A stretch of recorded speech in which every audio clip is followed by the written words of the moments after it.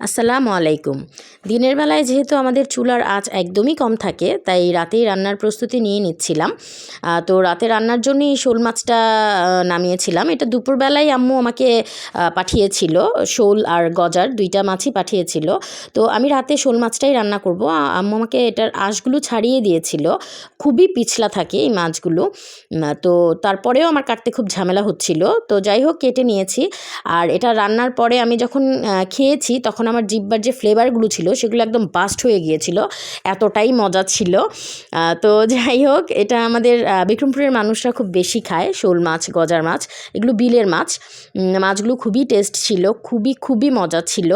তো আমি যখন প্রথম এই মাছটা রান্না করেছিলাম, সবসময় আম্মু রান্না করতো, আমি খেতাম, কিন্তু এটা যখন আমি নিজে প্রথম রান্না করেছিলাম খুবই বাজে হয়েছিল খেতে, একদমই পিছলা ছিল মাছটা। আমার হাজব্যান্ড তো খেয়ে রীতিমতো বমি করে দিয়েছিল। আচ্ছা যাই হোক, এখন আলহামদুলিল্লাহ ভালোই রান্না করতে পারি। আর এদিকেই তো আমাদের সকাল হয়ে গেছে।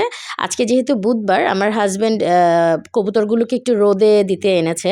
বাচ্চাগুলো মাশাআল্লাহ দেখতেই পাচ্ছেন খুব বড় হয়ে গেছে। তো ওর মা বাবা সহ একদম ওদেরকে পুরা ফ্যামিলি ধরেই হচ্ছে রোদ খাওয়াতে চলে এসেছে। তো মেয়েরও আজকে পরীক্ষা ছিল না, তাই সেও খুব খুশি ছিল, একদম বাবার সাথে এসে হাতে হাত লাগিয়ে কাজ করছিল।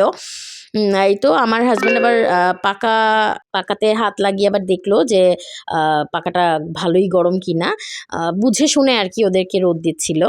তো এই তো দেখলেন, মানে ওকে নামানোর সাথে সাথে এসে পটি করে দিল। আমার মেয়ে তো দেখে খুব হাসাহাসি করছিল, মা ওরা নেমেই পটি করে দিল এখানে, কেমন হলো ব্যাপারটা।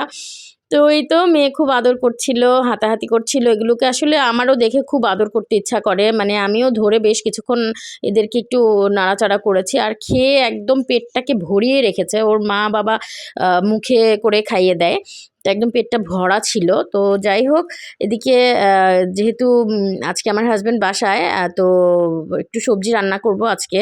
আর গতকালকে রাতে যে শোল মাছটা আমি রান্না করেছিলাম সেটা আসলে একদমই ছিল না, রাতের মধ্যেই আমরা খেয়ে শেষ করে ফেলেছিলাম, এতটাই মজা হয়েছিল।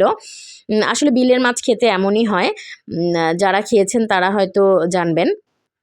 আচ্ছা যাই হোক, তো এই তো আজকে সবজির জন্য প্রস্তুতি নিয়ে নিচ্ছিলাম। সবজি আসলে বিভিন্ন আইটেম দিয়ে রান্না করলে, মানে বিভিন্ন ধরনের সবজি দিয়ে রান্না করলেই সবজিটা খেতে বেশি মজা হয়। তাই আমি এখানে ফুলকপি, সিম, আলু, তারপরে হচ্ছে আপনার কাঁচা টমেটো, পাকা টমেটো, বিভিন্ন রকমের বেগুন-টেগুন, এগুলো সব কিছু দিয়েই আমি একদম পাঁচমিশালি একটা সবজি করে নিব। আর ওদিকে ফ্রিজে একটা লেবু পড়েছিল, সে যে কোন চিপায় ছিল আমি নিজেও জানি না, একদম সে থাকতে থাকতে একদম হলুদ রঙের হয়ে গিয়েছিল। তো সেটাও বের করে নিয়েছিলাম। সবজি আসলে শরীরের জন্য খুবই মজার, শরীরের জন্য খুব ভালো, কিন্তু জিহ্বার জন্য একদমই মজার কোনো কিছু না। তো এদিকে মেয়ে আবার শশাও খেতে চাচ্ছিল, তাই ওকে এইভাবে দোকানের মতো করে আমাকে মাঝে মাঝে এসে বলে, মা আমাকে দোকানের মতো করে শশা কেটে দাও, মানে বাইরে যেভাবে কিনতে পাওয়া যায় সেভাবে গোল গোল করে বা অন্য কোনোভাবে কাটলে তার ভালো লাগে না। আর ওদিকে আমি সবজিটাকে একটু মুরগি দিয়ে রান্না করব, যেহেতু চুলার আগুন খুবই কম, তাই এই মুরগিটাকে মাখিয়ে আমি বসিয়ে দিচ্ছি। তো এই তো মুরগি একদম কষিয়ে ভালোভাবে রান্না হওয়ার পরে সবজিগুলো দিয়ে রান্না করে নিচ্ছিলাম। সবজিটা খেতে মজা হয়েছিল, কিন্তু দেখতে একদমই ভালো হয়নি, কারণ হচ্ছে গ্যাসের কারণে, আসলে চুলার আগুনের কারণে ওরকমভাবে হচ্ছিল না।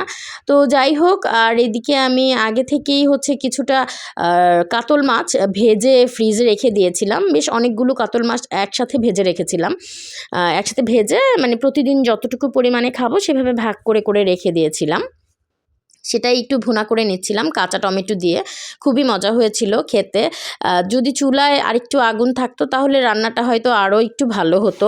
তারপরেও যেহেতু হাজব্যান্ড বাসায়, ওকে আসলে বাসি খাবারগুলো খেতে দিতে আমারই মন চাচ্ছিল না, খুবই কষ্ট হচ্ছিল রান্না করতে। মানে আমি তো রীতিমতো বিরক্তই হয়ে গিয়েছিলাম রান্না করার সময়। তো এই তো আমাদের আজকে অনেক দেরি হয়ে গেছে, তাই আর আজকে সাজিয়ে গুছিয়ে আনিনি, একদম হাঁড়ি পাতিল যা ছিল সেগুলো নিয়েই টেবিলে সবাই একসাথে খেতে বসে গেছি।